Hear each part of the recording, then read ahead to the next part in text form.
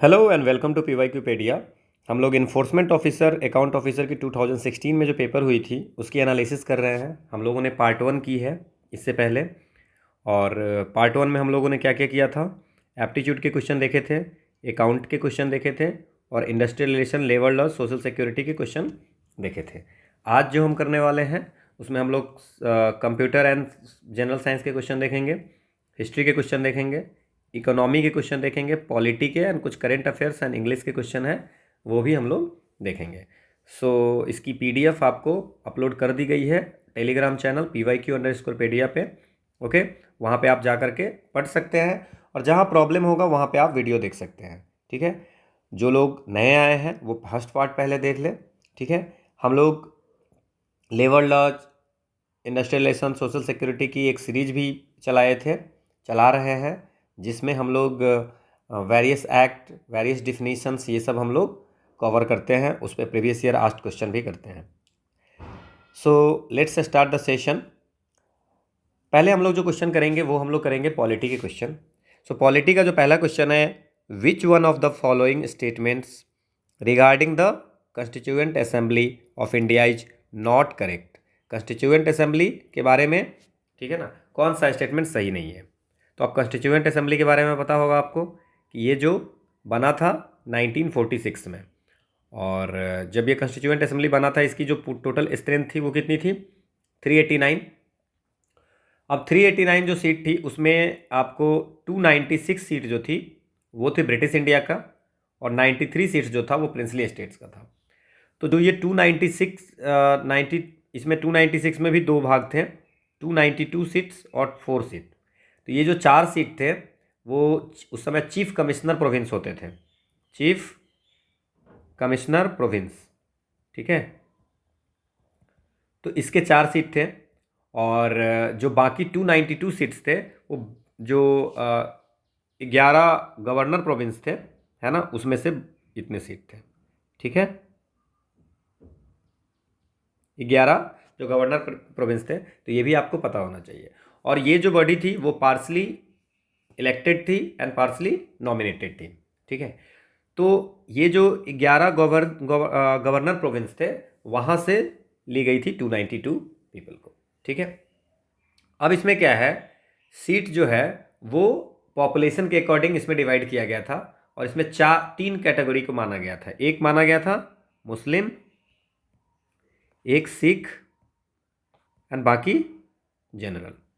ठीक है, तो ये 3 जो है सो सीट्स एलोकेटेड इस तरह से हुआ था। और जो प्रिंसली स्टेट, तो ये तो हो गया कि आपको जो है सो गवर्नर प्रोविंस से डायरेक्ट जो है सो ले लिए।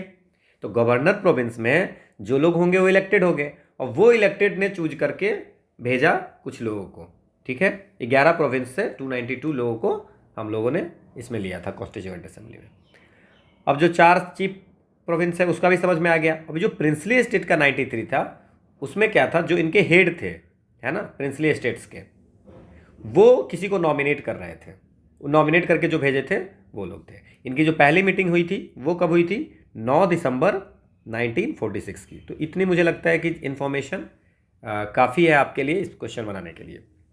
अब क्या कहता है पहला option, the constituent assembly was composed of members who had been elected indirectly by the member of the provincial legislative assembly. हम लोगों ने बात कर लिया कि जो गवर्नर 11 गवर्नर प्रोविंसेस थे वहाँ से, वहाँ पे जो गवर्नर प्रोविंसेस थे वहाँ पे तो इलेक्ट होके गए थे।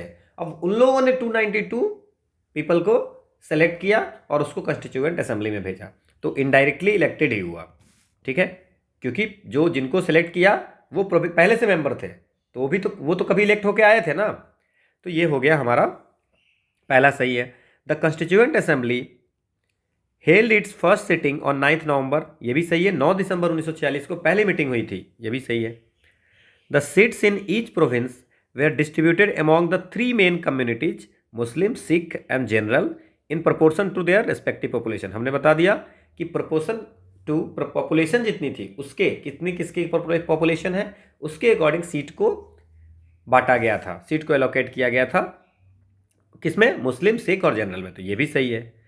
अब क्या है, D option, the method of selection in the case of representatives of Indian states was to be determined by the governor general of India. ठीक है। The method of selection in the case of representatives of Indian state was to be determined by the governor general of India. नहीं, ये governor general of India ने के द्वारा नहीं किया गया था। उसी में जो मेंबर थे उन्हीं लोगों ने, वो लोग खुद अपने आप को इलेक्ट किए थे। जैसे मान लीजिए कि अगर एक प्रोविंस में किसी 11 प्रोविंस थे, मान लेते हैं एक प्रोविंस में 300 लोग थे। अब उसमें प्रोविंस से मान लेते हैं कि हमने बताया था कि 30 लोगों को इस प्रोविंस से चाहिए, तो ये 300 मिलकर के 30 को सिलेक्ट किए थे। तो कोई गवर्नर जनरल का इसमें कोई हाथ नहीं था। तो दो नॉट करेक्ट पूछा है तो डी ऑप्शन हो जाएगा। होप आपको समझ में आया होगा। ये एक्सप्लानेशन है। अगला क्वेश्चन है, which one of the following statement regarding N overseas citizen of India is not correct. अब ओवरसीज सिटीजन ऑफ इंडिया के बारे में आपको क्या पता है? ये एक फॉरेन नेशनल होता है। पहले चीज़ तो ये है कि ये एक फॉरेन नेशनल होते हैं, मतलब दूसरे जगह की उनके पास पासपोर्ट है। ठीक है, सो फॉरेन नेशनल है ये। अब फॉरेन नेशनल जो 26 जनवरी 1950 को इंडिया का सिटीजन होने के इंडिया को सिटीजन के लिए एलिजिबल थे, ठीक है, उनको, ठीक है ना, वो अगर चाहे तो इंडिया में ओवरसीज सिटीजन ऑफ इंडिया में करके रजिस्ट्रेशन करवा सकते हैं। ठीक है, अब ये क्या है कि an OCI citizen of another country, ये सही है, दूसरे कंट्री का है, लेकिन चूंकि वो पहले हमारे यहाँ थे 26 जनवरी 1950 से पहले, ठीक है ना, तो उनको हम लोग कहते हैं कि चलो भाई आपको हम एक कार्ड देते हैं ओवरसीज सिटीजन ऑफ इंडिया का। अब इससे क्या फ़ायदा होगा? So OCI possesses a multiple entry long term visa for visiting India. वो जितनी बार इंडिया चाहेगा, entitled to a multipurpose multiple entry life long, जीवन भर जब जितना बार मन होगा उतना बार आएगा, कितना भी टाइम के लिए आना होगा तो उसको कोई पर्पस, कोई दिक्कत नहीं होगी। तो ये OCI का फ़ायदा हो गया, क्योंकि वो पहले कभी इंडिया का सिटीजन रहा है। एंड OCI इज एट पर with the NRI in all matters. नहीं, NRI is a different thing, है ना, नॉन रेसिडेंट इंडियन। और ये OCI हो गया जो कि फॉरेन के ही ये है। तो क्या दोनों को हर मैटर में सेम है? नहीं। अभी किस मैटर में सेम नहीं है? इकोनॉमिक फाइनेंशियल एजुकेशन जो है वो NRI के तरह ही है। जैसे नॉन रेसिडेंट इंडियन को मिलता है, वैसे ही एजुकेशन राइट हो गया, फाइनेंशियल राइट हो गया, या इकोनॉमिक राइट, ये सब सेम है। लेकिन अगर मान लीजिए कि एग्रीकल्चरल लैंड लेना है, ठीक है, या प्लांटेशन प्रॉपर्टीज लेना है, तो उसमें OCI को नहीं ले सकता है, OCI नहीं ले सकता है। क्लियर? इसमें OCI और NI का। तो हमें नॉट करेक्ट पूछ रहा है, तो बोला है कि एन OCI इज एट पर विथ NRI इन ऑल। सारे मैटर में दोनों एक समान है? नहीं, ऑल वर्ड नहीं होगा। एग्रीकल्चर अगर आपको खरीदना है, एक्विजिशन करना है एग्रीकल्चर या प्लांटेशन प्रॉपर्टीज को, तो उसमें आपका राइट नहीं है। ठीक है, लेकिन इस ऑप्शन को देख लेते हैं। OCI is not entitled to the fundamental right to equality of opportunity in public employment. बिल्कुल ठीक है ना, इसमें पब्लिक एम्प्लॉयमेंट में इसका जो है सो इंटाइटल नहीं है OCI। ठीक है, clear? So this is the answer and this is the explanation. अगला क्वेश्चन है, फोर्स्ड लेबर और बेगार is a violation of which one of the following articles of the constitution of India. अब इसमें आपको सारे आर्टिकल पता होना चाहिए। नाउ आर्टिकल 16 कहता है equality of opportunity in matter of employment. So equality of opportunity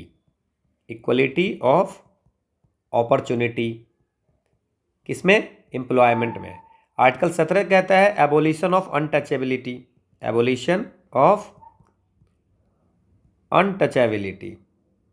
ठीक है, इसके बाद आर्टिकल 19 क्या कहता है?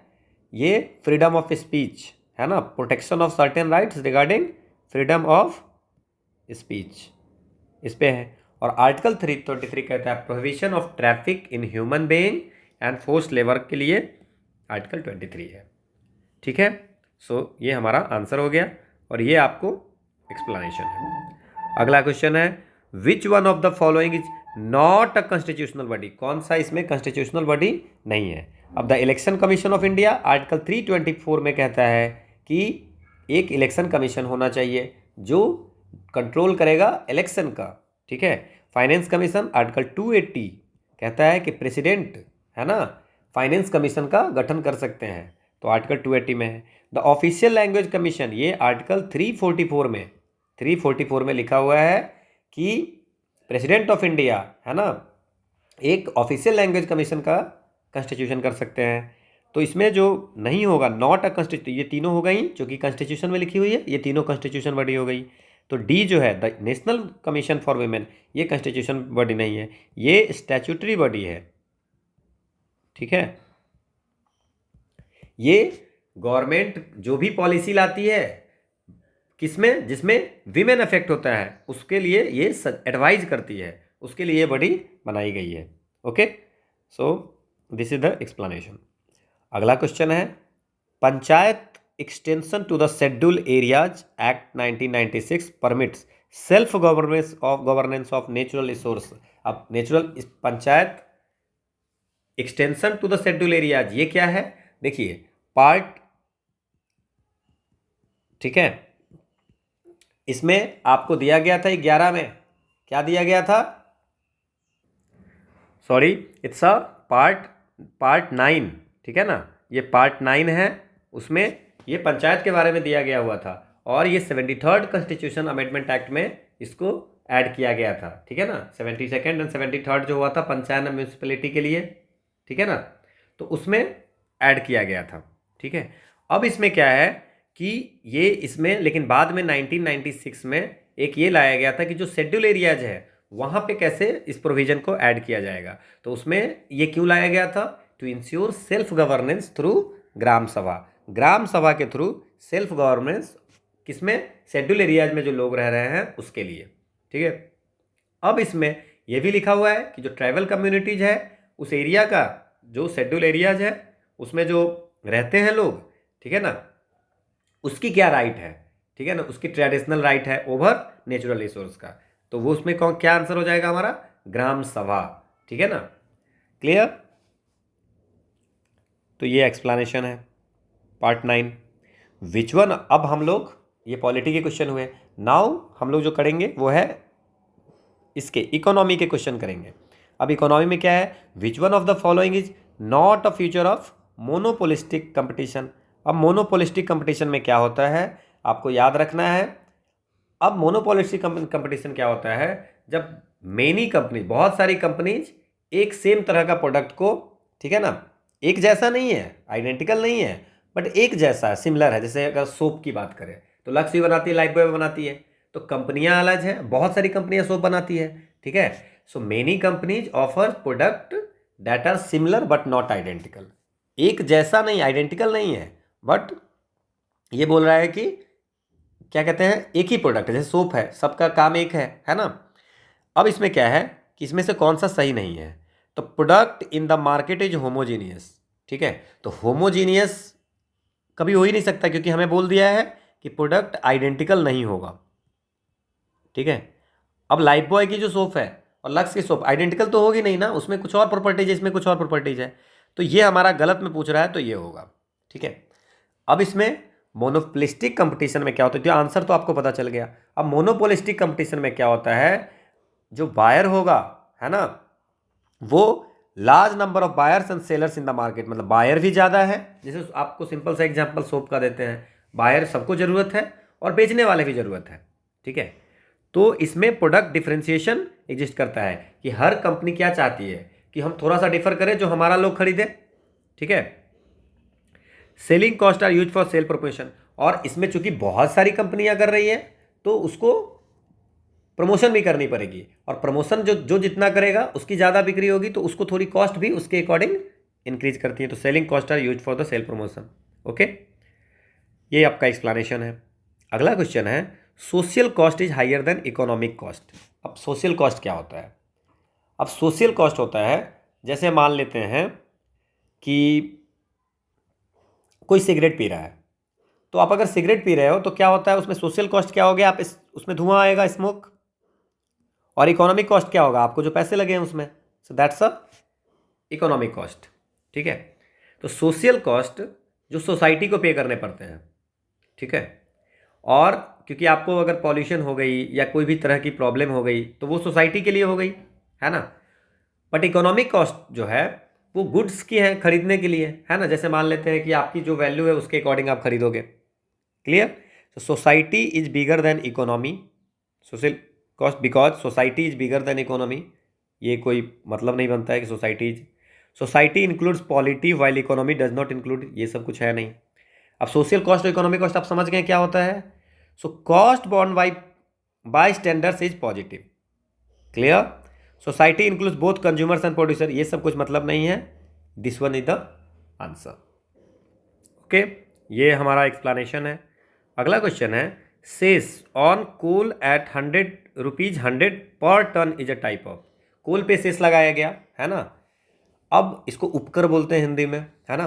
तो इस पे अगर कहें तो इसको क्या बोलेंगे, कार्बन टैक्स बोलेंगे, कार्बन सब्सिडी बोलेंगे, कार्बन इंसेंटिव फॉर टेक्नोलॉजी बोलेंगे, carbon incentive for selling carbon permit.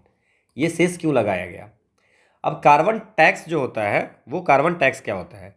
Carbon tax एक तरह का टैक्स है जो किसी भी फॉसिल फ्यूल पे लगता है, ठीक है। जो जैसे फॉसिल फ्यूल जो कोई मोटर व्हीकल वगैरह यूज में होता है, ये इसलिए इसमें टैक्स लगाया जाता है कि उसका अगर टैक्स लगा रहे हैं तो महंगा हो रहा है तो कम यूज करें, तो कम यूज करेगा तो कार्बन डाइऑक्साइड की इमिशन कम होगी, ठीक है।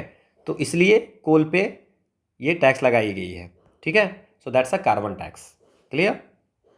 ये आपका एक्सप्लेनेशन है। अगला क्वेश्चन है, अब इसमें पूछा गया है कि core inflation is different from headline inflation because. अब कोर इन्फ्लेशन क्या है और हेडलाइन इन्फ्लेशन क्या है। देखो, अगर कोर इन्फ्लेशन और हेडलाइन इन्फ्लेशन की बात करें तो कोर इन्फ्लेशन जो होता है वो कंसीडर करता है जितने भी गुड्स और सर्विसेज हैं उसकी प्राइस को, ठीक है। लेकिन कोर इन्फ्लेशन जो है ऑल गुड्स एंड सर्विसेज, तो ये सारे प्राइस जो है सो कंसीडर करती है, एक्सेप्ट उस प्राइस को जो वोलेटाइल नेचर का होता है, ठीक है। सो कौन सा हो गया, जैसे फ्रूट्स हो गया, वेजिटेबल हो गया, है ना। ये ऑयल पे डिपेंड करता है ना, कि ऑयल की प्राइस बढ़ गई तो हो सकती है कि उसकी बढ़ जाए।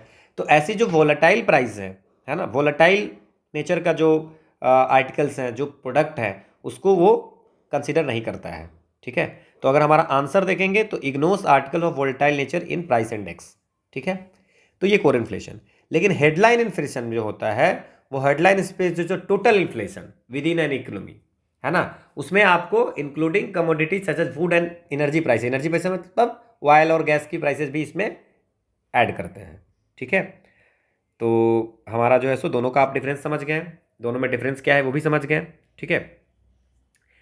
ठीक है, ये होगा नहीं, है ना, ये आपको एक्सप्लेनेशन है। अगला क्वेश्चन है who among the following is the author of the book choice of technique. अब ये चॉइस ऑफ टेक्निक ये एक इकोनॉमिक्स की एरिया है, उसमें in which the question of appropriate capital और labour intensity of the method of production of goods is discussed, है ना, कि किसी भी गुड के जो प्रोडक्शन का जो मेथड है ना, उसमें कितना पैसा, कैपिटल या लेबर इंटेंसिटी क्या होगा, ठीक है। तो ये एप्रोप्रिएट क्या होगा, तो इसने ये किसने लिखा है, A.K. सेन ने, A.K. सेन, अमर्त्य कुमार सेन ने ये बुक लिखी है, ठीक है। So this is the explanation, ये बुक है। अगला क्वेश्चन है who among the following was the chairman of the working group of determining the methodology for construction of producer price index in 2014। अब गवर्नमेंट ने एक कमेटी बनाई थी, working group under the working group committee, ठीक है, to determine the producer price index. तो पहली चीज़ क्या है कि ये पीपीआई होती क्या है। सो प्रोड्यूसर प्राइस इंडेक्स जो होता है वो मेजर करता है एवरेज चेंज एक पर्टिकुलर टाइम में over time in the prices domestic producer receive for their output, ठीक है। मतलब कि एक लॉन्ग टाइम पीरियड में क्या प्राइस का चेंज जो है सो हो रही है, किसी डोमेस्टिक प्राइस की चेंज हो रही है जो डोमेस्टिक प्रोड्यूसर कोई आउटपुट कोई प्रोडक्ट बना रहा है, ठीक है। तो उसमें प्राइस में कितना चेंज हो रहा है एक लॉन्ग टाइम में, that's a producer price index, ठीक है। अब इसमें क्या है, तो ये जो कमेटी बनाई थी 2014 में, उसके जो हेड थे, चेयरमैन थे, वो BN गोल्डर थे, ठीक है। और इन्होंने BN गोल्डर ने जो है सो ये रिपोर्ट जो वर्किंग ग्रुप दी थी वो 2017 में आई थी, क्लियर, ठीक है। और ये जो इंडेक्स PPI है वो कौन मेजर करता है, ब्यूरो ऑफ लेबर स्टैटिस्टिक, ये रिपोर्ट देता है, ठीक है। आप समझ में आ गया कि डोमेस्टिक प्रोड्यूसर जो भी प्रोडक्ट बनाता है उसकी प्राइस कितनी चेंज हो रही है कुछ पर्टिकुलर टाइम में, एवरेज प्राइस है, उसको ये PPI मेजर करता है, ठीक है। ये एक्सप्लेनेशन में सब कुछ लिखा हुआ है। अगला क्वेश्चन है which one of the following scheme is aimed at all around development of adolescent girls in the age group of 11 से 18 वर्ष के लड़कियों के लिए के डेवलपमेंट के लिए कौन सी स्कीम लाई गई थी? तो पहला जो है, आप इसको फुल फॉर्म पता होना चाहिए, Rajiv Gandhi scheme for empowerment of adolescent girl, ये एक है। अब ये जो है सो 11 से 18 वर्ष के लिए आया था, और इसमें जैसे न्यूट्रिशन हो गया, हेल्थ स्टेटस हो गया, स्किल हो गया, है ना। इसके बाद हेल्थ एंड हाइजीन के फैमिली वेलफेयर के बारे में बताना, है ना, फॉर्म एजुकेशन के बारे में। तो ओवरऑल जो डेवलपमेंट के लिए ये स्कीम लाई गई थी, Rajiv Gandhi scheme for empowerment of adolescent girl, Sabla scheme. अब ये क्या है? इंदिरा गांधी मातृत्व सहयोग योजना। अब इसमें क्या है, 4,000 रुपया जो है so government of India pregnant and nurse, pregnant mother को, कि उसकी जो वेज लॉस हो जाती है या सप्लीमेंट्री न्यूट्रिशन प्रेगनेंसी के दौरान जो खाना पड़ता है या डिलीवरी के दौरान, इसके लिए 4,000 रुपया देने की ये स्कीम थी, इंदिरा गांधी मातृत्व सहयोग योजना। इसके बाद है ये national mission for empowerment of women. ये सारी मिशन जो है, सारी जो जितनी भी चारों हैं, ठीक है, स्कीम, वो सब जो है सो वीमेन के एम्पावरमेंट के लिए है। So this one is the national mission for empowerment of women, ये ठीक है, ये ministry of women and child development के लिए है ये, ठीक है ना। ये भी होलिस्टिक डेवलपमेंट है ना, लेकिन ये था, ठीक है ना, ये सेंटर स्टेट दोनों में था, है ना, वुमेन। लेकिन इसमें अभी तो पूरा चीज़ें क्लियर नहीं थी कि किस किस चीज़ में है। इसके बाद है RMK, राष्ट्रीय महिला कोष। ये भी एक छोटा सा लोन अमाउंट देना था इसमें, ठीक है, 3 साल के लिए, है ना। अगर 3 साल का किसी का एक्सपीरियंस है तो उसको लोन देना है, तो छोटा छोटा लोन के लिए फॉर एम्पावरमेंट ऑफ वीमेन। तो हमारा जो ओवरऑल डेवलपमेंट के लिए है वो Rajiv Gandhi scheme for empowerment of adolescent girl, Sabla. ये आपको डिटेल दी हुई है सारी। अगला क्वेश्चन है, which one of the following countries not a member of WTO? अब वर्ल्ड ट्रेड ऑर्गेनाइजेशन है, एक इंटर गवर्नमेंटल ऑर्गेनाइजेशन है, ठीक है। 1 जनवरी 1995 को ये क्या हुआ था, कमेंस हुआ था मार्कस एग्रीमेंट के अंतर्गत, और इन्होंने उस समय रिप्लेस किसके किया था, GATT, general agreement of tariff and trade, ठीक है, जो 1948 में बना था। और वर्ल्ड WTO के हेडक्वार्टर कहाँ पे है? सो WTO के हेडक्वार्टर है जेनेवा, स्विट्जरलैंड में, ठीक है। तो सॉरी, इनको अभी इसके जो डायरेक्टर जनरल है वो कौन है? Ngozi Okonjo Iweala. ये आप याद रखेंगे, ये WTO के डायरेक्टर जनरल है, और ये इसलिए इम्पोर्टेंट है कि फर्स्ट वीमेन जो है डायरेक्टर जनरल हैं WTO की, और पहली अफ्रीकन भी है, फर्स्ट अफ्रीकन भी है, ठीक है। अब इसमें ईरान जो है ऑब्जर्वर स्टेट है, तो मेंबर नहीं है, और 2005 से ये ऑब्जर्वर स्टेट है। यूनाइटेड स्टेट इसको block, Iran bids to join the WTO, वो चाहता नहीं है, इसलिए ईरान ज्वाइन नहीं हुआ है। ये एक्सप्लेनेशन में सब दिया हुआ है। अगला क्वेश्चन है, a stand up enterprises can be established इन। अब स्टैंड अप इंटरप्राइजेज कहाँ हो सकता है? Farming sector, manufacturing sector, service sector, trading sector. अब गवर्नमेंट ऑफ इंडिया ने स्टैंड अप इंडिया स्कीम लाया था 2016 में, ठीक है। ये सपोर्ट कर रहे थे इंटरप्रेन्योरशिप एमॉन्ग वीमेन। अब इस किसके लिए था?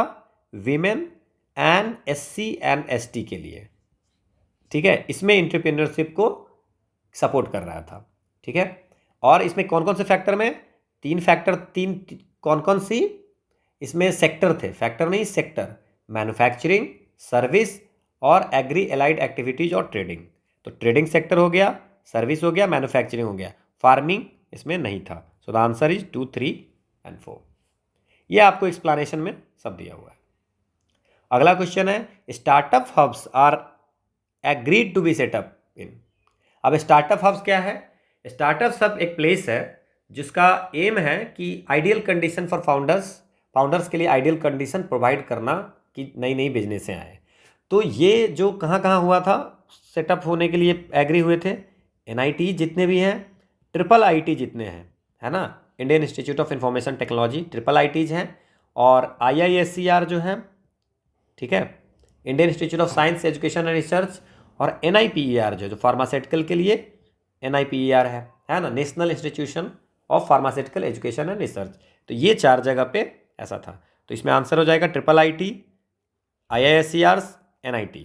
ठीक है, तो ये 1, 2 एंड 3 करेक्ट आंसर है। इन सब जगह पे स्टार्टअप हब्स बनाने के लिए एक आपको कंडीशन प्रोवाइड करने की बात हो रही थी कि जहाँ से कोई भी बिजनेस अगर स्टार्ट करना होगा तो कर सकता हो। ठीक है, ये आपका एक्सप्लेनेशन है।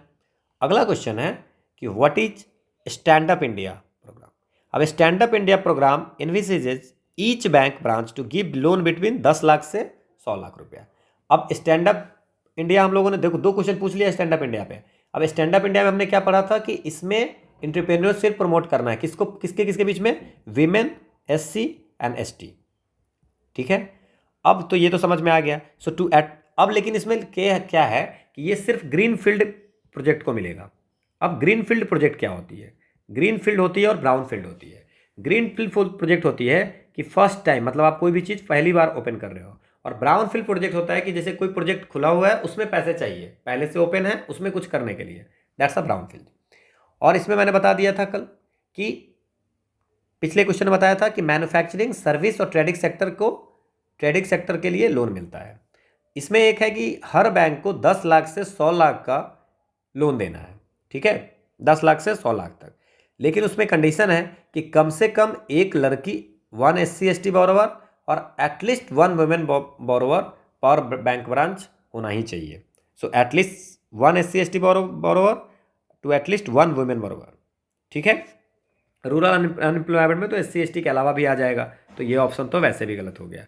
So the answer is D, 1 and 2। अब okay, so this is all about the economy portion. So now we are going to start with the history portion.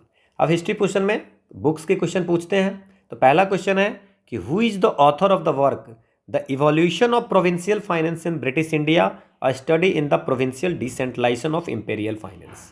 ये बुक जो लिखी थी वो किसने लिखी थी? डॉक्टर BR अम्बेडकर ने लिखी थी। ये देखिए, ये बुक है the evolution of provincial finance in British India, a study in the provincial decentralisation imperial finance. तो ये लिखी थी भीमराव अम्बेडकर ने। अगला क्वेश्चन है in the context of international affair which one of the following is correct about Lord Curzon. अब Lord Curzon के बारे में पूछ रहा है। ही एडवोकेट पेसिफिस्ट थ्योरी, नहीं, इसमें उन्होंने पेसिफिस्ट थ्योरी को, पेसिफिस्ट पॉलिसी, अब पेसिफिस्ट पॉलिसी है क्या ये आपको जानना चाहिए। इसमें क्या है कि पेसिफिस्ट लोग जो होते हैं, पेसिफिज्म उसको बोलते हैं कि opposition to war and violence. ये लोग चाहते नहीं हैं कि वार हो। ठीक है, और ये इनको ऐसा लगता है कि वार और वायलेंस से डिस्प्यूट सेटल नहीं होता है। ठीक है, ठीक है, वार एंड वायलेंस। तो ऐसा तो कर्जन था नहीं। कर्जन जो है, तो कर्जन पेसिफिस्ट पॉलिसी को नहीं फॉलो करता था। इन्होंने क्या किया था, इन्होंने जो ये अभी वायसराय ऑफ इंडिया थे, तो इन्होंने क्या किया था, इनका जो पूरा ध्यान था वो पर्सियन गल्फ पे था। ठीक है, और ये ना क्वेटा सिस्तान का ट्रेड रूट बनाया था। क्वेटा ये पाकिस्तान में एक जगह है। ठीक है, ये सिस्तान अभी पाकिस्तान में है प्रेजेंट डे में, जो ये पाकिस्तान में है जगह, तो वहाँ से लेकर के सिस्तान इसकी एक रूट बनाई थी। ठीक है, so he wanted to establish a British sphere of influence over the Persian gulf and Sistan. इनका ध्यान ही पर्सियन गल्फ पे था। ठीक है, बाकी ये सब जो है flag waving mission to the USA, ये सब नहीं होगा। So the answer is B। ये आपका एक्सप्लेनेशन है। अगला क्वेश्चन है which one of the following is correct about the Assam in British India. British India में असम के बारे में पूछ रहा है। अब आप समझिए कि it was a part of the north east frontier agency, पहला है। It was made of a province in 1865, है ना। It was separated from Bengal in 1874 and along with Sylhet made into the chief commissioner province. It was a princely state rule by Ahom king. देखिए, ये Ahom kingdom के द्वारा rule किया जाता था, but ये कब किया जाता था? 1228 से 1826 के बीच में। सो ब्रिटिश इंडिया में पूछ रहा है कि ब्रिटिश इंडिया में, तो ये आपको ये आंसर हम लोग नहीं लिखेंगे क्योंकि ये लेट मेडाइवल के समय में हुआ था। ठीक है, तो ब्रह्मपुत्रा वैली में अहोम किंगडम एक होता था, तो ये ऑप्शन तो हमारा गया। अब हमारा है कि it was a part of north east. अब इसमें क्या हुआ था? It was a part of the north east frontier agency. अब 1954 में north east frontier agency formed हुआ था, जिसमें कुछ सीनो इंडियन बॉर्डर के टेरिटरी जो थे और कुछ ट्राइबल एरिया जो नॉर्थ असम के थे उसको कंसीडर करके नॉर्थ ईस्ट फ्रंटियर एजेंसी बनाया गया था। तो ये तो 1954 की बात होगी, तो ब्रिटिश इंडिया की बात ही नहीं हुई। अब है कि it was separated from Bengal in 1874, बिल्कुल सही है। 1874 में असम को बंगाल के एडमिनिस्ट्रेटिव कंट्रोल से हटा करके और सेलेट को जोड़ करके एक सेपरेट चीफ कमिश्नरशिप बनाया गया था। So the answer is C. और 1921 में, है ना, 1865 में नहीं, अब 1874 में तो बंगाल को हटाकर चीफ कमिश्नर प्रोविंस ही बनाया था, तो 1865 में कैसे प्रोविंस ये बन जाएगा? तो 1921 में इसको गवर्नर प्रोविंस बनाया गया था। होप आपको सारी ऑप्शन समझ में आ गई होगी। ये आपका एक्सप्लेनेशन है। अगला क्वेश्चन है, what were the present peasant association setup in Kerala in 1930s। अब केरला में 1930s में कौन सा पीजेंट एसोसिएशन बना था?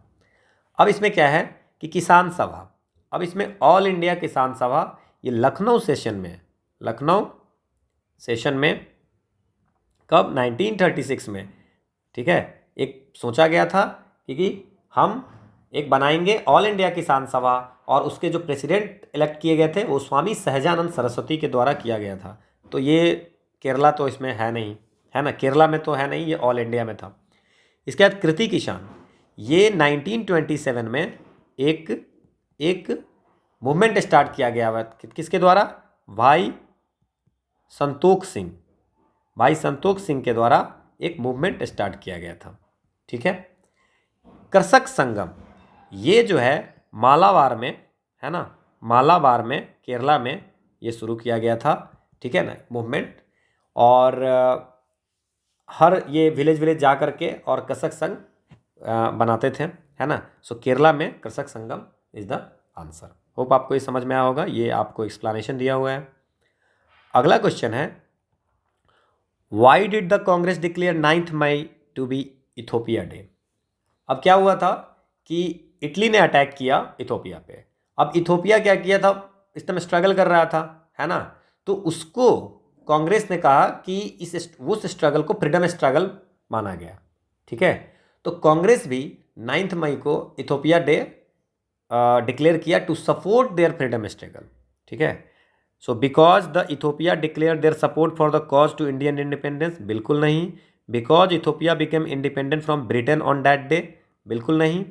Because Ethiopia was attacked by Italy in early 1936 and their resistance was considered freedom struggle, बिल्कुल इसके लिए ही कांग्रेस ने 9 मई को इथोपिया डे मनाया था, ठीक है। और डिनाउंस मुसोलिनी, ये सब गलत है, ठीक है। ये एक्सप्लेनेशन है आपका।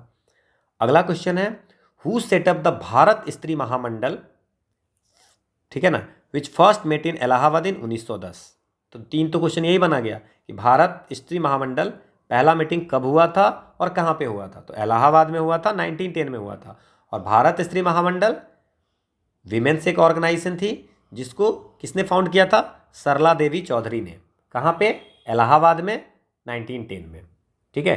ये प्रमोट करते थे कि ये फीमेल एजुकेशन को, है ना, ठीक है। तो ये एक्सप्लेनेशन है आपका। अगला क्वेश्चन है, which one of the following is not a feature of the non cooperation movement. अब होती है नॉन कोऑपरेशन मूवमेंट, कब होगी नॉन कोऑपरेशन मूवमेंट? 1920 में। अब इसमें क्या है, इकोनॉमिक बॉयकट वाज इंटेंस, बिल्कुल। फॉरेन जो क्लॉथ्स हैं, फॉरेन जो चीज़ें हैं उसकी बहिष्कार करो, तो ये सक्सेसफुल रहा। The middle class participated in very large numbers in the movement, नहीं, शुरू में तो पार्टिसिपेट किए थे, बाद में हट गए थे, तो वेरी लार्ज नंबर में पार्टिसिपेट नहीं हुए थे, ठीक है। तो ये गलत हो गया, हमसे नॉट पूछ रहा है तो यही आंसर होगा। It was marked by uneven geographical spread and regional variation. हाँ, अब जो पहुंच थी नहीं, तो कोई किसी तरह से कर रहा था, कोई किसी तरह से कर रहा है, कहीं पे ज़्यादा हो रहा था, कहीं पे कम हो रहा था, तो ये भी सही है। Along with non-cooperation, other Gandhian social reforms movement like the anti-liquor campaign achieved some success। फिर अब सबसे ज़्यादा टैक्स जो है सो अंग्रेजों को मिलते थे किससे? लीकर से। तो एंटी लीकर कैंपेन भी चलाया गया, तो उससे कि उनको कैसे भी फाइनेंशियली नुकसान हो, है ना, इकोनॉमिक कैसे भी नुकसान हो, क्लियर। तो ये भी चल रहा था, क्लियर। सो ठीक है, सो आंसर इज बी। अगला क्वेश्चन है, which one of the following publication was started by Khan Abdul Ghaffar Khan in 1928। Khan Abdul Ghaffar Khan ने 1928 में क्या स्टार्ट किया था? Pakhtun, Khudai Khidmatgar, young India, India awakens. अब इसमें ना सारे एक्सप्लेनेशन हम आपको दे रहे हैं हर का। अब खुदाई खिदमतगार जो था, खुदाई खिदमतगार क्या था, ठीक है। ये इट रिप्रेजेंटेड एक क्या कहते हैं उसको, एक ऑर्गेनाइजेशन था, ठीक है। वो non violent freedom struggle against British empire को ये कर रहा था, किसके द्वारा? पाश्तून के द्वारा। अब पाश्तून कौन थे? उसको पठान भी बोलते थे, है ना, पाख्तून या अफगान्स। ये कहाँ के थे? नॉर्थ वेस्ट फ्रंटियर प्रोविंस के, ठीक है। तो ये एक ऑर्गेनाइजेशन था। और ये जो खुदाई खिदमतगार, ये जो मूवमेंट था, उसको लेड कौन कर रहा था?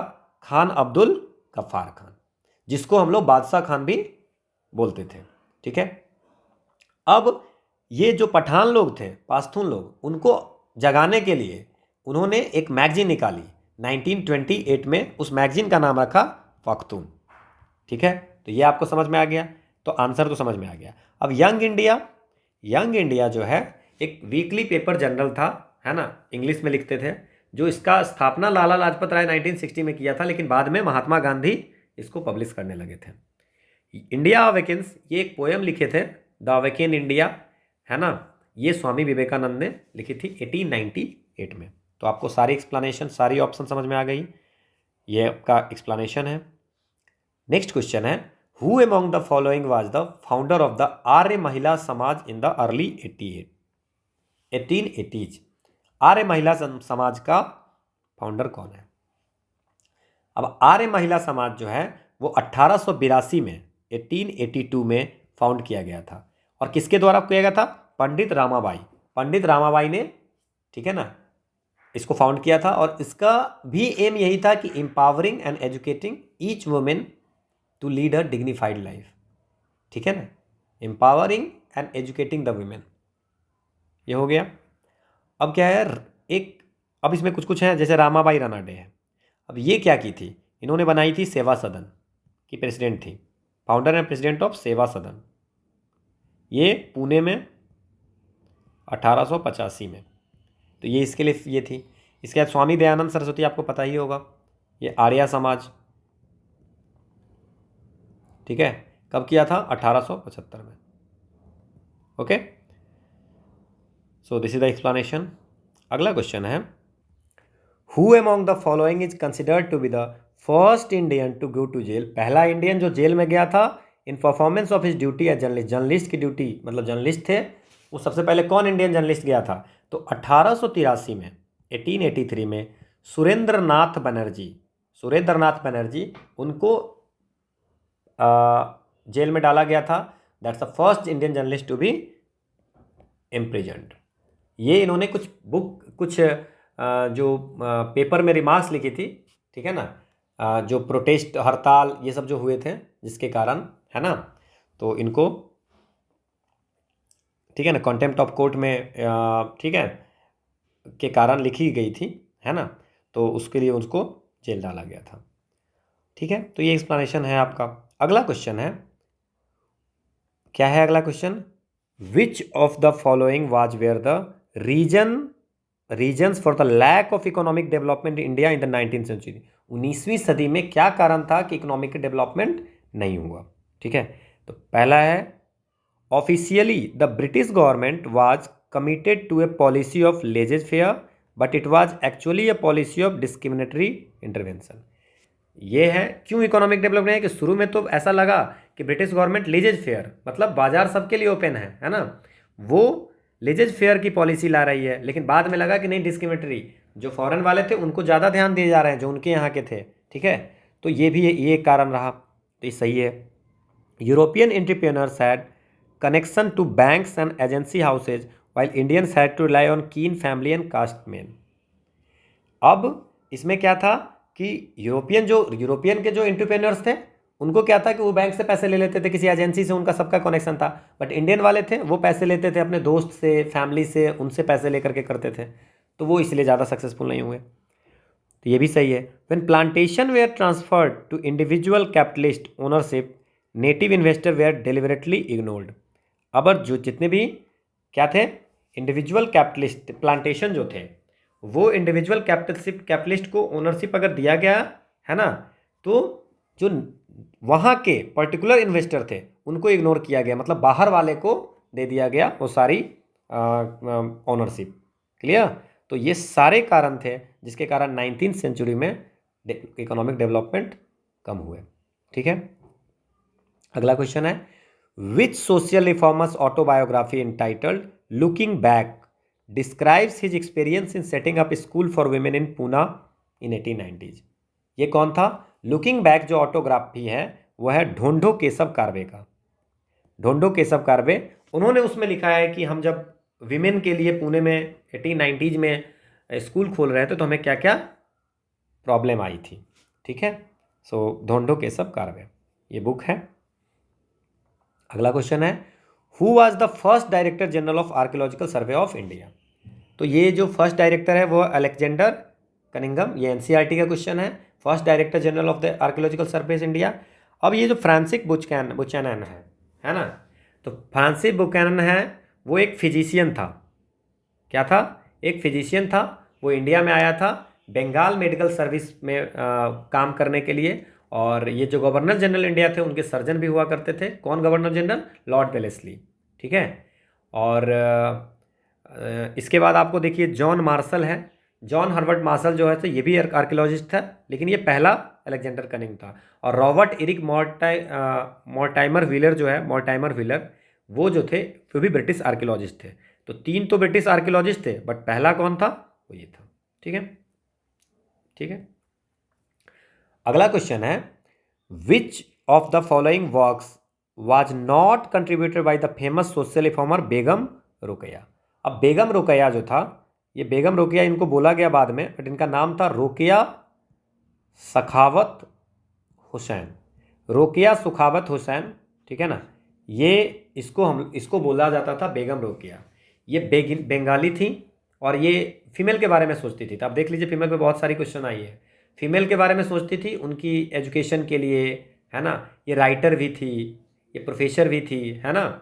और ये विमेन एम्पावरमेंट की बात करती थी। और ये कहाँ पे, किस एरिया में? ईस्ट बंगाल, जो अब हो गया है ईस्ट बंगाल में, जो कि अब हो गया है बांग्लादेश। और इनके जो फेमस कुछ वर्क हैं वो है, जैसे मोतीचूर है, मोतीचूर इनकी वर्क है ना, मोतीचूर। ठीक है ना। इसके बाद आपको अर्धांगी इनके वर्क है ना। गृहा, अर्धांगी हाफ फीमेल, गृहा होम ये भी इनकी वर्क है। सुल्ताना ड्रिप इनकी वर्क है। और जो ये मदर इंडिया है वो इनकी वर्क नहीं है। ठीक है ना। इनके और भी है, मोतीचूर है, ये 3 तो हो ही गए। इसके बाद है एक अवरोध भाषिनी, अवरोध भाषिनी, तो ये भी बेगम रोकेया का है। ठीक है ना। अब ये मदर इंडिया जो है वो किसकी है? ये US historian Catherine mayo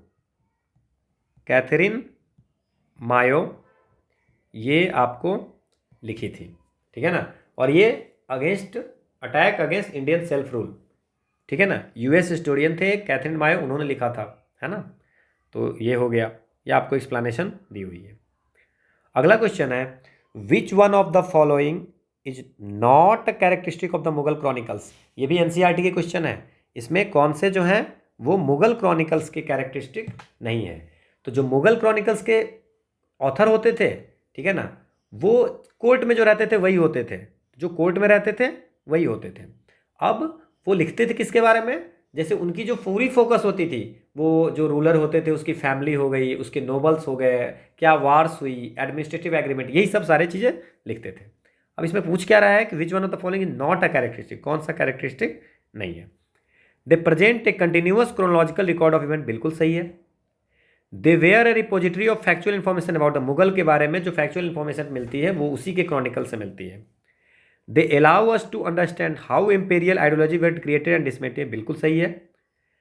they contain brief biography of the author of the chronicles, बिल्कुल नहीं दिया हुआ है। ऑथर ऑफ क्रॉनिकल्स जो लिखते थे, है ना, उसके ऑथर के बारे में कुछ नहीं है। वो सिर्फ उनकी जो पूरी राइटिंग होती थी वो सेंटर्ड होती थी, जो रूलर होते थे उनकी फैमिली होती थी, उनकी नोबल्स होते थे, और उनकी जो वार होते करते थे, और जो एडमिनिस्ट्रेटिव एग्रीमेंट थे उनके बारे में ही लिखते थे।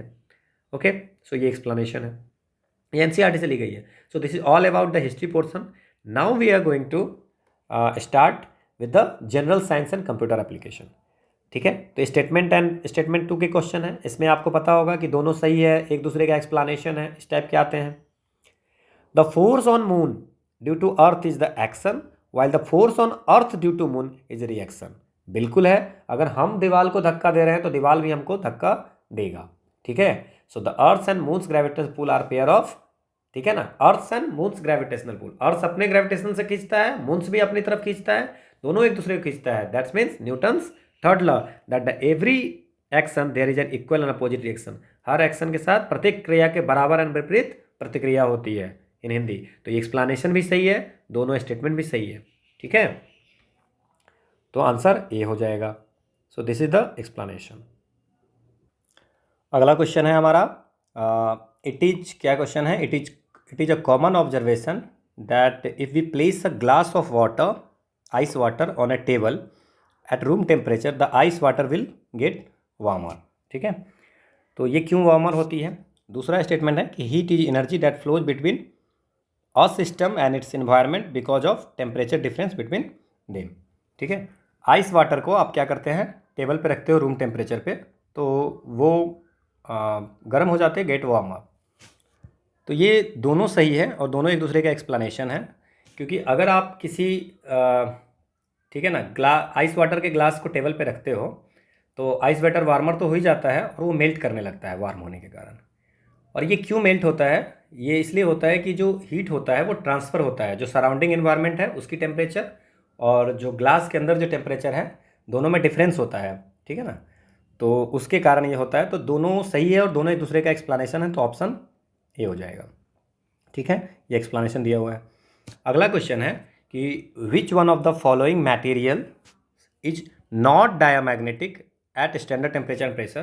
तो अगर इसमें अगर थोड़ा भी नॉलेज होगा तो आपको ये पता होगा कि आयरन जो है वो फेरोमैग्नेटिक मटेरियल होता है, क्योंकि ये मैग्नेट से अट्रैक्ट होता है। तो आंसर जो है हमारा ये आयरन हो जाएगा।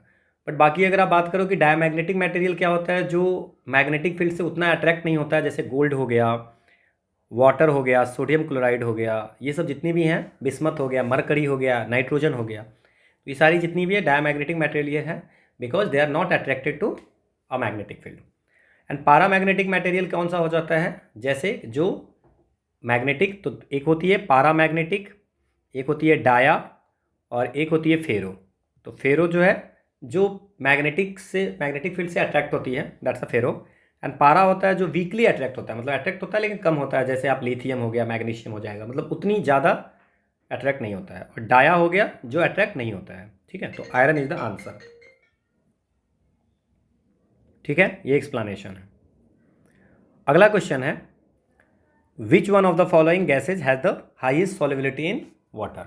तो कौन सा गैस है, इसमें क्लोरीन है, अमोनिया है, कार्बन डाइऑक्साइड है, नाइट्रोजन है। तो आंसर क्या होगा, अमोनिया। ये रीजन इसलिए होता है कि ammonia is most soluble in water because of the hydrogen bonding made by the, उसको स्ट्रॉन्ग बना देता है ना, हाइड्रोजन बॉन्डिंग NH3 बना लेती है, तो अमोनिया होगा। आप देख लीजिए ये हाइड्रोजन बॉन्ड है, NH3 और H2O के बीच में हाइड्रोजन बॉन्ड है, जिसके कारण ये स्ट्रॉन्ग हो जाता है, ठीक है। तो आंसर अमोनिया हो गया। अगला क्वेश्चन है कि ब्लीचिंग पाउडर में क्या होता है। तो ब्लीचिंग पाउडर की जो फार्मूला होते हैं वो होते हैं CaOCl MCl, ये ब्लीचिंग पाउडर का होता है। तो इसमें क्या कंटेन होता है, क्या रहता है, तो आपको अगर केमिकल फार्मूला पता है इसका, कैल्शियम हाइपोक्लोराइट इसका नेम होता है ना, chemical name. So the answer is chlorine, ठीक है। ये एक्सप्लेनेशन है। अगला क्वेश्चन है what is the causal agent of chikungunya. Chikungunya किस कारण से होता है, तो चिकनगुनिया जो होता है वो वायरल्स के कारण से होता है, ठीक है। और ये मच्छर के काटने से होते हैं, है ना। और इसमें जैसे कि चिकनगुनिया में क्या हो जाता है, फीवर होता है एंड जॉइंट पेन। तो चिकनगुनिया जो होता है मच्छर के काटने से होता है। अब ये नेमाटोड्स क्या है, तो ये आपको पता होना चाहिए कि कल होके पूछेगा कि नेमाटोड्स तो ये क्या है। ये नेमाटोड्स जो होता है कि जैसे कि ये छोटा सा वर्म होता है, जैसे आपके पेट में जो कहते हैं कि पेट में कीड़े हो गए हैं, या कीड़े की दवा बचपन में खिलाई जाती थी आपको, सो दैट्स अ नेमाटोड, है ना, बहुत छोटा होता है। वो आपको किसी जैसे कि मान लीजिए कि जो वर्म है उसके वो क्या होता है कि उसकी एग्स जो होती है वो वाटर के साथ आपके पेट में चला जाता है। तो इसका मतलब कॉन्टेमिनेटेड फूड या ड्रिंक जो होता है, पानी या कुछ भी, उसके साथ एग्स आपके पेट में चला गया और वो पेट में वो फिर बड़ा होने लगता है, दैट्स अ नेमाटोड, है ना। वो चाली बोलते थे, है ना। तो वो जो होता है कि वो वर्म जो होता है वो पेट में जाके भरता है ना, दैट्स अ नेमाटोड। और फंगस होता है जैसे स्किन पे कोई माइकोसिस स्किन डिजीज होती है, वो फंगस के कारण हो जाती है। बाकी जो है ये बैक्टीरिया है ना। और जो वायरस होती है, जैसे बाकी तो ये चिकनगुनिया तो वायरस से होती है, बाकी भी ये चिकन पॉक्स है, इन्फ्लुएंजा है, एड्स है, मेजल्स है, मम्प्स है, ये सब भी वायरस से होती है। ठीक है, तो ये एक्सप्लेनेशन है। अगला क्वेश्चन है कि bioremediation is a technology which being extensively utilize in controlling. अब बायोरिमेडिएशन एक प्रोसेस होती है जिस प्रोसेस में पॉलिटेंट को जो पॉलिटेंट है उसको हटाया जाता है, जैसे किसी सॉइल में पॉलिटेंट है या वाटर टैंक में है, ठीक है ना, तो या ऑयल स्पिल्स कहीं पे हो गया वाटर पे, है ना, तेल फैल गया, तो वहाँ से जो पॉलिटेंट है उसको हटाने के लिए प्रोसेस यूज होती है, दैट्स अ प्रोसेस ऑफ बायोरिमेडिएशन। लेकिन ये जो बायोरिमेडिएशन है ये चूँकि बायोलॉजिकल चीज़ों को यूज किया जाता है, तो इसमें क्या होता है कि आपको यूज किया जाता है जैसे कि बैक्टीरिया हो गया, बैक्टीरिया या फंगी या कुछ प्लांट्स भी ऐसे हैं या माइक्रो ऑर्गेनिज्म है, उसको हेल्प करके वो पॉल्यूटेंट हटाते हैं। ठीक है, तो हैवी मेटल पॉल्यूटेंट को हटाने के लिए बायोरिमेडिएशन टेक्निक यूज होता है। ओके, ये हमारा एक्सप्लेनेशन है। ठीक है, तो ये अगला क्वेश्चन क्या है, beauty of some historical monuments is greatly affected by the growth of certain living organism, this living organism belong to which one of the following groups. अब क्या होता है कि जो ब्यूटी मतलब कि जो हिस्टोरिकल मॉन्यूमेंट्स है, पुराने बिल्डिंग्स वगैरह हैं, उस पर क्या होता है कि कुछ तरह के ऑर्गेनिज्म लग जाते हैं, काला आप देखते होंगे कि ग्रीन कलर का, काला कलर का कुछ लग जाता है, तो वो ऑर्गेनिज्म होते हैं। तो वो कौन से ग्रुप के होते हैं, एम्फीबियस प्लांट होते हैं या लेचन होते हैं या बैक्टीरिया या वायरस। तो ये जो होते हैं वो लेचन होते हैं। अब लेचन होते क्या हैं, सो एम्फीबियस प्लांट जो होते हैं कि जो प्लांट जो है वो एम्फीबियस का मतलब है दोनों दोनों, अगर जो मड में भी होता है और वाटर में भी होता है। जैसे जो प्लांट जो होगा मड में रूट होगा उसका और ग्रो करेगा वाटर में, है ना, तो वो एम्फीबियस प्लांट हो गया कि मड में भी, पानी में भी है और ज़मीन पे भी है। इस तरह से आप याद रखिए। लाइचेन जो होती है वो क्या होता है, लाइचेन जो होता है वो एक सिम्बायोटिक रिलेशनशिप बिटवीन किसके किसके बीच में है, एल्गी एंड फंगी के बीच में। तो इसमें क्या होता है, दोनों एक दूसरे के सिम्बायोटिक रिलेशनशिप क्या होता है, सिम्बायोटिक रिलेशनशिप क्या होता है कि एल्गी फंगी को कुछ प्रोवाइड करता है, फंगी एल्गी को कुछ प्रोवाइड करता है। सो फंगी जो होता है, फंगस जो होता है वो एल्गी को प्रोवाइड करता है हैबिटेट कि वहाँ पे वो रहता है, और एल्गी जो होता है फोटोसिंथेसिस करके फंगी को खाना पहुँचाता है। सो दैट्स अ, ये दोनों के बीच में ये सिम्बायोटिक रिलेशनशिप हो गया कि दोनों को एक दूसरे से फ़ायदा है, तो लाइचन हो गया। तो ये आंसर लाइचन होगा। आप ये डायग्राम देख सकते हैं इस टाइप की, ये ठीक है। अगला क्वेश्चन है, which one of the following has the characteristic of both an animal as a plant. कौन ऐसा है जिसकी कैरेक्टरिस्टिक एनिमल और प्लांट दोनों की है, तो इसकी आंसर होगी एग्युलेना। ठीक है, अब एग्युलेना क्या होता है मैं आपको डायग्राम दिखाना चाहता हूँ। ये फर्न है, फर्न एक प्लांट है जिसमें फ्लावर नहीं होते हैं, ठीक है, और ये स्पोर से प्रोड्यूस होता है ना। बाकी इसमें स्टेम लीव सब होता है, बस इसमें फ्लावर नहीं होते हैं। और ये है मोसेज, ये भी नॉन फ्लावरिंग प्लांट है, ये भी स्पोर्स से ही रिप्रोड्यूस होते हैं, है ना। इसमें भी स्टेम लिप्स होते हैं बट इसमें रूट नहीं होते, इसमें तो रूट सब होते हैं, फ्लावरिंग इसमें रूट नहीं होते हैं। ठीक है, इसके बाद हमारे जो ऑप्शन में अर्थवर्म है, तो अर्थवर्म तो आप ही देख ही रहे हो, है ना। और ये जो है सो ये है यूग्लेना, ये एक एल्गी स्पेसीज है। These species are protozoa family के हैं, जिसमें एनिमल और प्लांट दोनों लाइक का कैरेक्टरिस्टिक होता है। आप डायग्राम से देख करके समझ पा रहे होंगे, तो दैट्स द आंसर। अगला क्वेश्चन है हमारा, in order to save the stored food grains from insect farmer usually mix with them. अब मान लीजिए कि आपने कुछ फूड ग्रेन रखा है, गेहूँ चावल कुछ भी रखा है आपने, तो उसको स्टोर करना है, तो उसमें कोई कीड़े ना लग जाए, इसके लिए आप क्या करते हो, तो सूखी नीम की पत्ती अगर हम रख देते हैं तो वो हमारा क्या होता है, स्मेल से भी उस भी चला जाता है और उसमें कीड़े भी नहीं लगते हैं। सो the answer is Neem leaves, dried Neem leaves. अगला क्वेश्चन है कि CD रोम जो है वो क्या है, तो CD रोम है compact disc read only memory, और ये सिर्फ रीड ओनली है, मतलब can only be read, return नहीं हो सकता इसमें। सो ये स्टोरेज के काम में आता है और वो सेकेंडरी स्टोरेज के काम आता है, तो CD ROM is a secondary storage memory. अब अगर मान लीजिए कि मैग्नेटिक मेमोरी की अगर बात करें, तो जैसे कि फ्लॉपी डिस्क हो गया, ये सब मैग्नेटिक मेमोरी हो गया, ठीक है ना। और सेमीकंडक्टर मेमोरी तो के दो टाइप होते हैं, एक रोम और एक रैम, ठीक है। सो ये कुछ एक्स्ट्रा इन्फॉर्मेशन थी। अगला क्वेश्चन है कि वैप क्या होता है। अब जो ये वैप जो होता है वायरलेस एप्लीकेशन प्रोटोकॉल, है ना, वैप होता है वायरलेस एप्लीकेशन प्रोटोकॉल। अब ये जो प्रोटोकॉल होता है ये माइक्रो ब्राउजर्स के लिए ये होता है, डिजाइन किया हुआ है, माइक्रो ब्राउजर, है ना। जो मोबाइल में जो आप एक्सेस करते हैं that's a wireless application protocol, है ना। ये छोटे छोटे के लिए होता है ना, जैसे लैन वैन सब है ना, ठीक है। तो ये वायरलेस एप्लीकेशन प्रोटोकॉल है, ये मोबाइल में इंटरनेट एक्सेस करने के लिए, तो इसके कारण आप मोबाइल में इंटरनेट एक्सेस कर सकते हैं, ठीक है, micro browser. Okay, so this is the answer. अगला क्वेश्चन है कि ब्लूटूथ टेक्नोलॉजी। अच्छा, ब्लूटूथ सब यूज करते हैं, 10 किलोमीटर नहीं है ये, अराउंड मैक्सिमम 1 मीटर 2 मीटर ऐसे रहते हैं। सो सेंडिंग फाइल के लिए तो यूज होता है, बट 10 किलोमीटर के रेंज में आप ब्लूटूथ से नहीं भेज सकते हो, तो ये तो गलत हो गया। ईमेल भेजने के लिए ब्लूटूथ का यूज नहीं होता, ये भी गलत हो गया। मूवी को डाउनलोड करने के लिए होता है, ये भी नहीं होगा। तो इसका यूज होता है wireless connection between various devices equipment over short distance में कनेक्शन करके आप कुछ भी भेज सकते हो, है ना, इंटरनेट भी कनेक्ट कर सकते हो। अब क्या है, अगला क्वेश्चन है, क्या है अगला question, which one of the following is not a basic function of a computer. So basic function जो कंप्यूटर का है वो क्या है, इनपुटिंग या डाटा कलेक्शन, ठीक है। इनपुट किए, डाटा का कलेक्शन हुआ, इसके बाद डाटा स्टोरिंग, इसके बाद क्या है, डाटा प्रोसेसिंग, स्टोर कर लिए, प्रोसेस भी इसका काम है। इसके बाद डाटा प्रोसेस हो गया, मतलब आपने कुछ डाटा डाले, वो स्टोर हुआ, फिर प्रोसेस हुआ, फिर डाटा का क्या होगा, आउटपुट, है ना, और कंट्रोलिंग। ये सारी फंक्शन कंप्यूटर की हैं।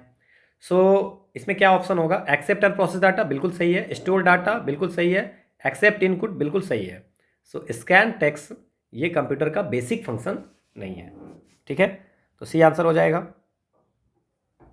ओके, सो एक्सप्लेनेशन आया नहीं है इसमें। नेक्स्ट क्वेश्चन है, which one of the following is a hardware. Hardware क्या है, अभी पावर पॉइंट आपको पता है, माइक्रोसॉफ्ट पावर पॉइंट ये एक एप्लीकेशन सॉफ्टवेयर है जिसमें आप प्रेजेंटेशन बनाते हो, तो ये होगा नहीं, ठीक है।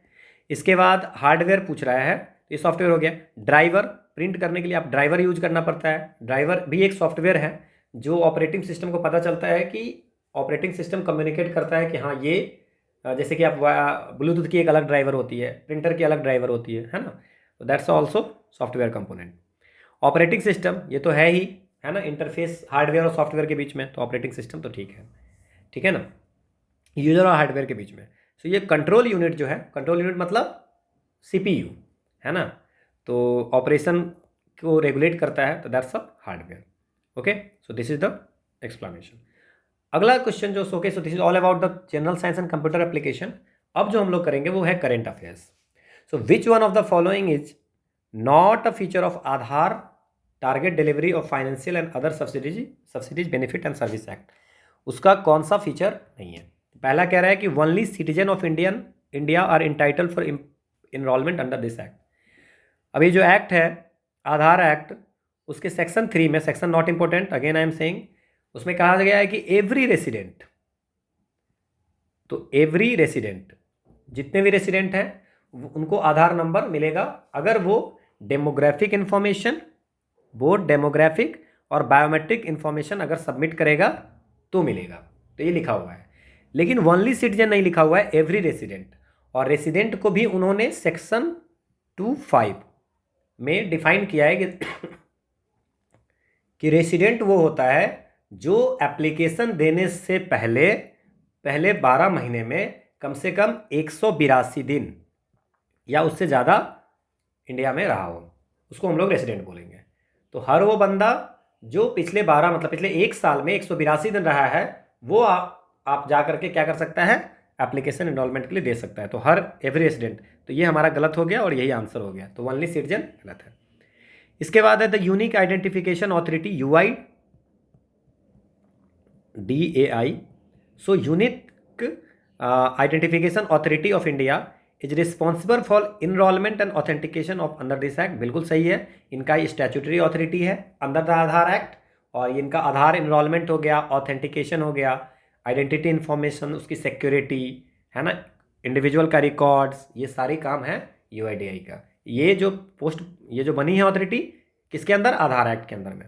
ओके, ये एक्सप्लेनेशन है।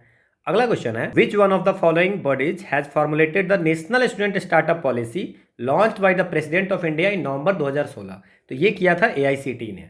आप देख सकते हैं कि policy for AICTE approved institution to promote student. ये क्या करना है, to identify the potential of student and transform them into startup entrepreneurs, उसको बनाना है। सो ये लॉन्च किया गया था। अगला क्वेश्चन है, who among the following were conferred with Rajiv Gandhi Khel Ratna award for the year 2016। अब इसका नाम हो गया मेजर ध्यानचंद खेल रत्न अवार्ड। ये एनुअली अवार्ड किया जाता है ministry of youth affairs and sports के द्वारा, और इस 2016 में इन सबको मिला था राजीव गांधी खेल रत्न अवार्ड। तो ये आंसर सारे हैं, बट आपको 2022 का याद रखना है। जो 2022 में शरत कमल जो टेबल टेनिस के थे उनको मिला था मेजर ध्यानचंद खेल रत्न अवार्ड।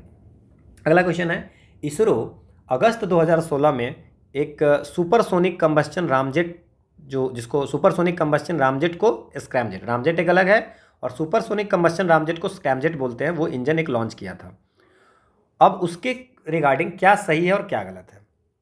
तो पहला है, it can efficiently operate both in subsonic and supersonic combustion model, ये सही है। India is the first country to demonstrate the fight, ये तो आपको लग रहा होगा कि ऐसा नहीं होगा। इंडिया जो है 4th कंट्री है and to demonstrate the flight testing of a scramjet engine. अब रामजेट जो होता है वो एयर ब्रीथिंग जेट इंजन है, इसमें ज़्यादा आप डिटेल में नहीं जाइए, है ना। बट रामजेट का इम्प्रूवमेंट है स्क्रैमजेट, जो आपको सबसोनिक और सुपरसोनिक दोनों पे काम करता है। So the answer is A. ठीक है, ये एक्सप्लेनेशन दी हुई है। अगला question, okay, so this is all about the current affairs part. Now we are going to start with the general English question. ठीक है, तो पहला क्वेश्चन क्या है, which one of the following is the synonym, मतलब same जैसा word, है ना, of the word written in capital letter in the sentence. एक सेंटेंस है, the fundamental character of an individual defines his entire life. ना fundamental क्या होता है, मतलब बेसिक, है ना, बेसिक वैल्यू या कोर वैल्यू, है ना, हिंदी में इसको बोलते हैं मौलिक।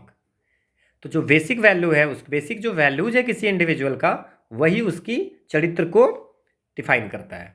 ठीक है, तो अब इसमें क्या है कि अब फंडामेंटल आप समझ गए, बेसिक, तो इसमें क्या होगा, प्रोडक्टिव, इसेंशियल, सक्सेसफुल, इफेक्टिव। तो आपको देख के समझ में आ रहा होगा कि इसमें जो प्रोडक्टिव इज थिंग हो गया, जो प्रोड्यूस, है ना, जो प्रोडक्टिव, ये प्रोडक्टिव हो गया, है ना। दूसरा हो गया इसेंशियल, तो ये फंडामेंटल का सिनोनिम एक जैसा लग रहा है कि the essential character of an individual defines his entire, में तो जरूरी है ना, नेसेसरी है, मतलब बेसिक। क्लियर, सक्सेसफुल आपको पता है, इफेक्टिव आपको पता है। ठीक है, तो आंसर क्या हो गया, इसेंशियल। आसान सा क्वेश्चन था। दूसरा क्वेश्चन है कि which one of the following, again he is asking about the synonyms. तो सिनोनिम्स, अब इसमें सेंटेंस कौन सा है, she has the habit of using hackneyed and redundant example from her past event while dealing with the future generation. अब बोल रहा है कि वो क्या करती है, जब वो अपना फ्यूचर जनरेशन को क्या कहते हैं, फ्यूचर जनरेशन के साथ डील करती है, तो अपना पुराना एग्जाम्पल देती है जिसकी अब ज़रूरत नहीं है। रिडंडेंट का मतलब क्या हो गया, कि जिसकी अभी कोई ज़रूरत नहीं है। ठीक है, इसका मतलब होता है जनरल, ओवर यूज्ड, मतलब बहुत बार यूज हो चुका है, सो वो एग्जाम्पल यूज करती है। ठीक है ना। अब है इसमें, तो इसका क्या आंसर होगा, मतलब वो फ्यूचर जनरेशन के साथ काम करते हुए अपने पास्ट के, मतलब ओवर यूज, घिसे पीटे, है ना, और रिडंडेंट मतलब क्या होगा, निरर्थक, जिसका कोई यूज नहीं है ना, वैसे एग्जाम्पल का यूज करने की उसकी आदत है। क्लियर, तो आपको समझ में आ गया हैकेंट क्या मतलब क्या होता है।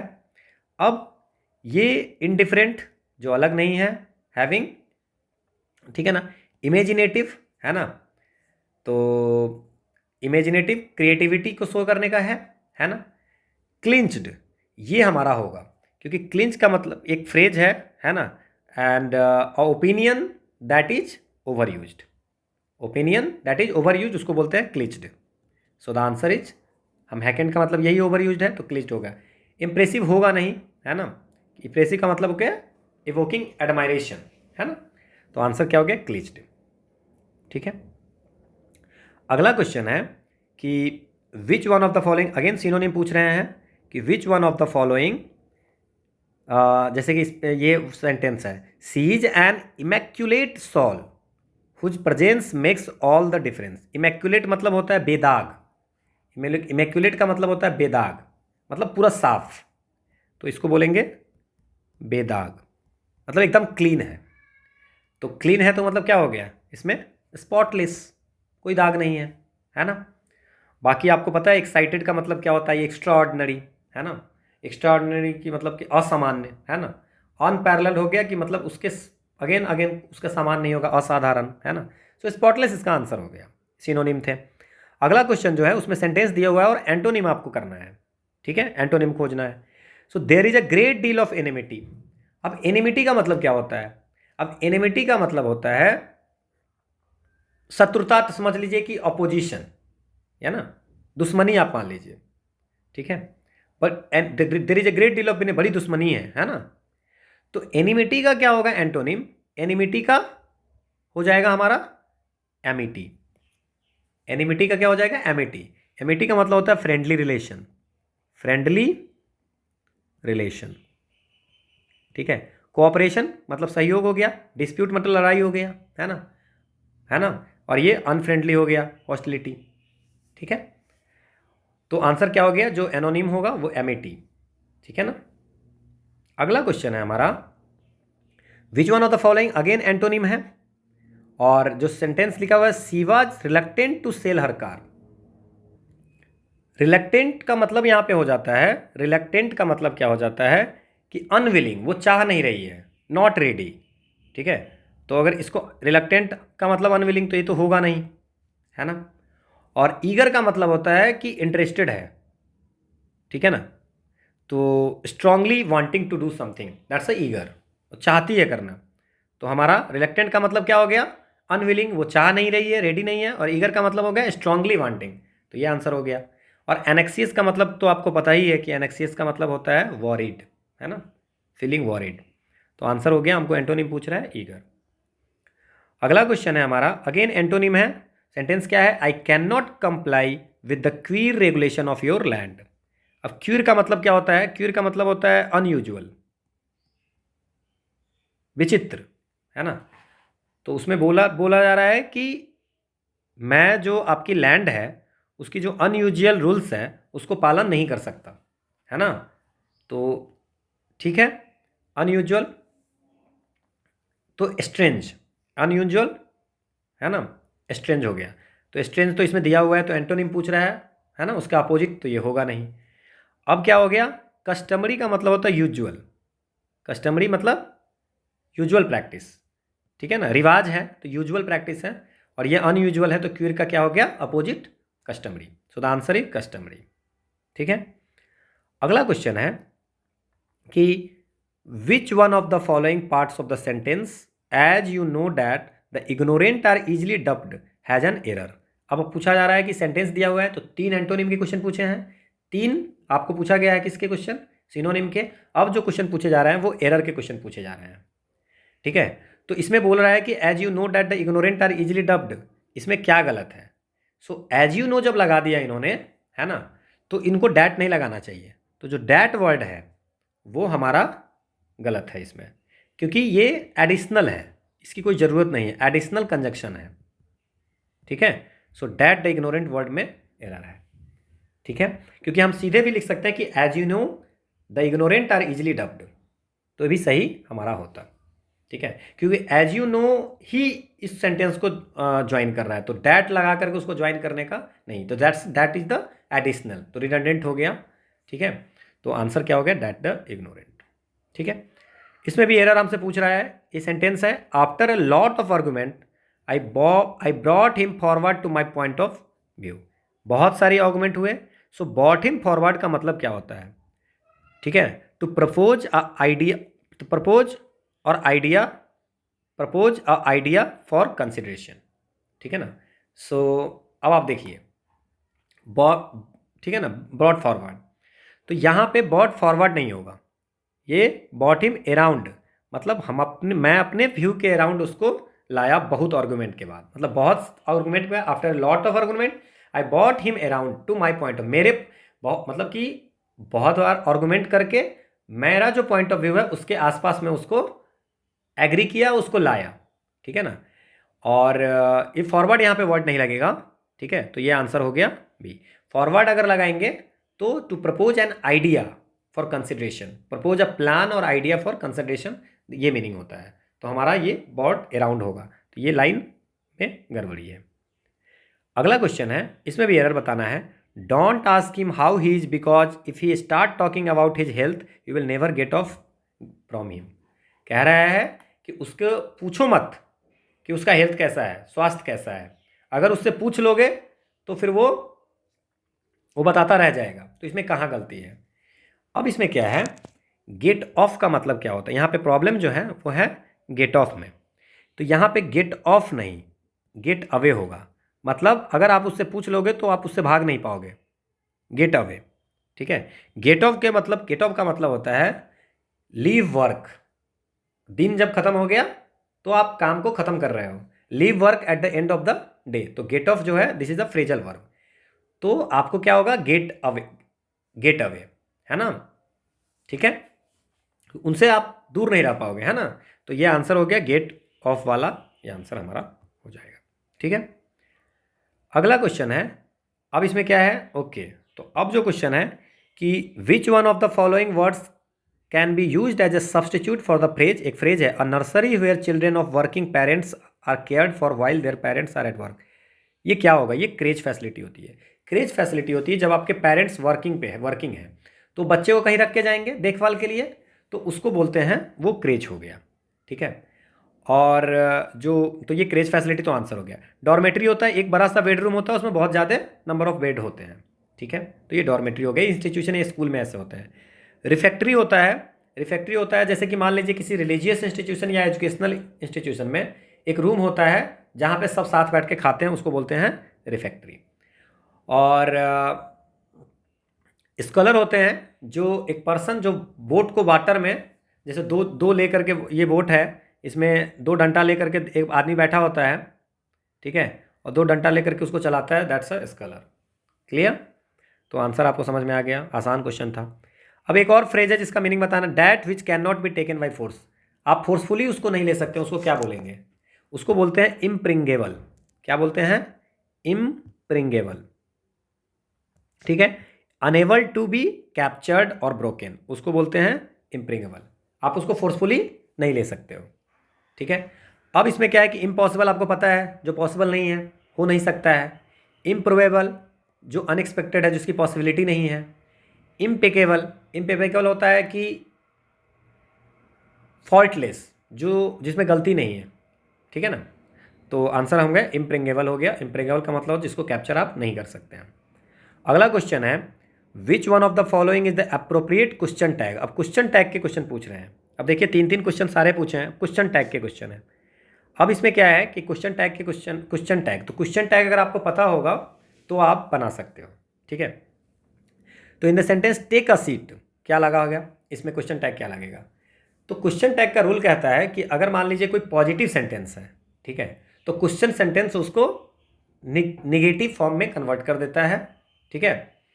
जैसे ऐसे मान लीजिए कि ही कैन रीड, तो कहेंगे कांट ही, तो ये हो गया कांट ही, ये हो गया, ठीक है। ही कैन रीड, तो कांट ही, दैट्स इट, समझ गए। तो पॉजिटिव है और क्वेश्चन सेफ जो होगा निगेटिव होगा। तो टेक अ सीट, ये जो है इंपरेटिव सेंटेंस है, ठीक है, ठीक है ना। तो इसमें क्या होगा कि क्या होगा, take a seat, want you. Clear? समझ में आया? ये इसका हो जाएगा। तो पॉजिटिव को निगेटिव में करना है, तो सैल यू और वुडली तो होगा नहीं। अब take a seat, can't you और वांट यू में आपको सोचना है ना। तो फ्यूचर टेंस में है, आओ बैठो, अभी बैठा नहीं है, तो वांट यू, क्या तुम बैठोगे नहीं, है ना। सो वांट यू, तो ये आंसर हो गया ये क्वेश्चन टैग में। तो पॉजिटिव को निगेटिव, और निगेटिव सेंटेंस रहता है तो उसको पॉजिटिव। दूसरा क्वेश्चन है कि any one can mistake, any one can make a mistake, इसका भी क्वेश्चन टैग आपको बनाना है। तो अगर मान लेते हैं कि again any one can make a mistake, ये पॉजिटिव है, ठीक है। तो इज इट होगा नहीं, सैल दे होगा नहीं। तो पॉजिटिव को निगेटिव बनाना, दो ऑप्शन तो छट गया। इजेंट इट और कांट दे। तो एनीवन मतलब कोई भी कर सकता है, तो हम लोग यहाँ पे दे का यूज करेंगे, कांट दे। क्लियर, समझ में आ गया?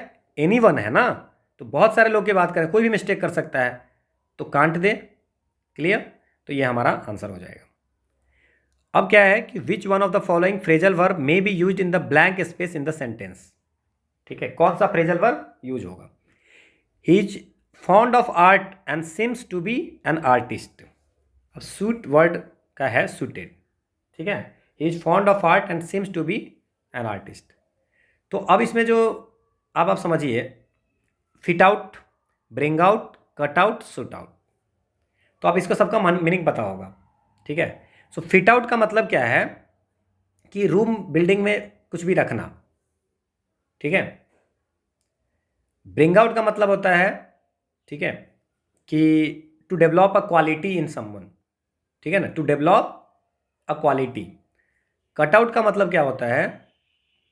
जिसका हैव द राइट क्वालिटी, जो कैरेक्टर फॉर डूइंग सम, कुछ करने के लिए उसके पास सही कैरेक्टर है। तो आपका आंसर क्या हो जाए? He is fond of art and seems cut out to be an artist. Clear, seems cut out to be an artist, उसको आर्टिस्ट बनने की क्वालिटी है। और शूट आउट का मतलब होता है किसी भी पर्टिकुलर, शूट आउट मतलब क्या हो गया, किसी की, जैसे मतलब स्पोर्ट्स जा रहा है तो स्पोर्ट्स के क्लॉथ आपको पहनने हैं, so special clothes for a particular activity. ठीक है, ठीक है। अगला है which one of the following phrasal verb may be use in the blank spaces in sentence. We were happy in the beginning, शुरू में हम खुश थे, but now all the trouble have appeared, मतलब कि ऑल द ट्रबल आ गया। अब इसमें क्या होगा? Cropped up. क्रॉप्ड अप का मतलब क्या होता है कि अनएक्सपेक्टेडली कुछ हो गया, जो नहीं होना चाहिए था वो हो गया। तो आंसर हमारा यही हो गया कि हम लोग खुश थे बट अचानक से कुछ ऐसा हो गया। अब कम अबाउट का मतलब क्या होता है, ये जान लो आप, कि कम अबाउट का मतलब होता है कि हो गया कुछ। कम आउट का मतलब होता है कि अचीव समथिंग, है ना, आफ्टर द एंड ऑफ, जैसे क्रिकेट खेले और क्रिकेट खेलने के बाद हमने मैन ऑफ द मैच मिला, so to achieve something at the end of the activity. Rushed in का मतलब क्या हो गया? रश्ड इन, ठीक है ना, रश्ड इन मतलब कि जल्दीबाजी में कहीं गए आप। तो हमारा आंसर तो आपको पता है। ठीक है, अगला क्वेश्चन है कौन सा फ्रेजल वर्ब यूज होगा? No one knows how it all happened. So no one knows, ठीक है, केम अक्रॉस का मतलब क्या हो गया कि आप कहीं जा रहे हो और बाई चांस किसी से मिल गए, by chance meet with someone.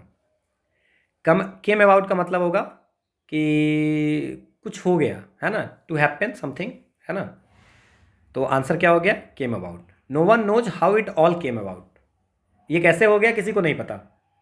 Came into का मतलब क्या होता है? केम इनटू का मतलब होता है to gain something from a situation, कोई सिचुएशन है उससे आपको कुछ मिल गया। केम फॉरवर्ड मतलब क्या हो गया कि कुछ आगे आना, है ना, जैसे किसी का अटेंशन, टू समवन अटेंशन, है ना, ठीक है, को आगे लाना। अब क्या है, अगेन फिर से क्वेश्चन है, I have to finish this work before I leave tomorrow morning. ठीक है, इस तरह की वर्ड हमें यूज करना है। तो इसमें क्लियर अप होगा, क्लीन अप होगा, फिनिश अप होगा, डू अवे विथ। तो आपको सबका मीनिंग पता होना चाहिए। ठीक है, क्लियर अप मतलब कोई काम आपने क्या कर दिया? सॉल्व कर दिया या कुछ एक्सप्लेन कर दिया। ठीक है, तो ये आंसर हो गया I have to clear up. Solve कर दिया मतलब फिनिश कर दिया। To have to clear up this work, इस काम को पहले कंप्लीट करना है, बिफोर हम लोग को सुबह, कल सुबह जाने से पहले इसको क्लियर करना है। ठीक है, क्लीन अप का मतलब क्या हो गया? कुछ को साफ करना। फिनिश अप का मतलब क्या हो गया? तो कंप्लीट करना किसी को, है ना।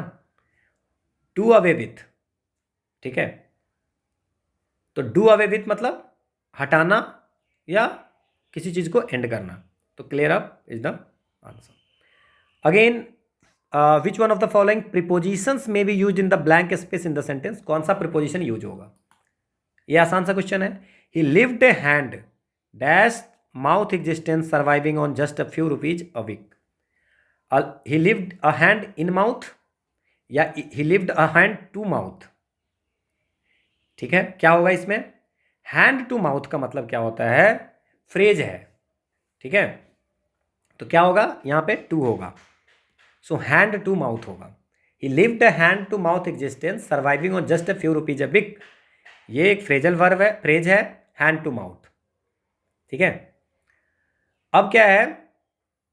हैंड टू माउथ इसका मतलब होता है लिविंग, है ना, he lived a hand to mouth existence, ठीक है, उतना ही है ना, जिससे कि वो आराम से जी सकता है। सो हैंड टू माउथ मतलब खा सकता है एक तरह से, आप समझो। Now which of the following can be used as a substitute for the word written in capital letters in sentence there is no meaning to cry over the split milk, ठीक है ना, there is no meaning to cry over the split milk. इसका क्या मतलब होगा, cry over school का split milk, अब जो हो गया उसके लिए सोचना क्या है ना, ठीक है। तो इसका क्या हो जाएगा, no use of worrying about, जो चीज़ हो गया उसके लिए दुखी होने से वॉरी करने का कोई फायदा नहीं है। तो आंसर यही होगा, ठीक है। अगला क्वेश्चन है, which one of the following can be used as a substitute, again serving the sufferers is true human service. अब ह्यूमैन सर्विस क्या होता है, ठीक है, तो ह्यूमैन सर्विस होता है मीन्स क्या हो गया आपको, useful, serving the sufferers is true मतलब सही सर्विस, है ना, वो यही है। तो रिस्की जैब नहीं होगा, अम्यूजिंग जैब नहीं, एंड एक्सेलेंट वर्क, सबसे अच्छा जो है, जो सफ़र कर रहे हैं उनको सर्व करना, ठीक है, ठीक है। ह्यूमैन का मतलब होता है ऑनेस्ट, हार्ड वर्किंग, है ना, तो जो सफ़र कर रहा है उसको सहायता करना, सर्व करना सबसे बड़ी सर्विस है, एक्सेलेंट वर्क, ठीक है। Okay, so this is all about the 2016 enforcement officer and account officer की जो हम एनालिसिस कर रहे हैं। इसकी पीडीएफ आपको टेलीग्राम चैनल पे मिल जाएगा। And in next video we are going to cover 2020 में जो वैकेंसी आई थी और 2021 में जो एग्ज़ाम हुई थी ईपीएफओ की, इन्फोर्समेंट ऑफिसर की एग्ज़ाम हुई थी, उसकी हम डिस्कस करेंगे। So thanks for watching.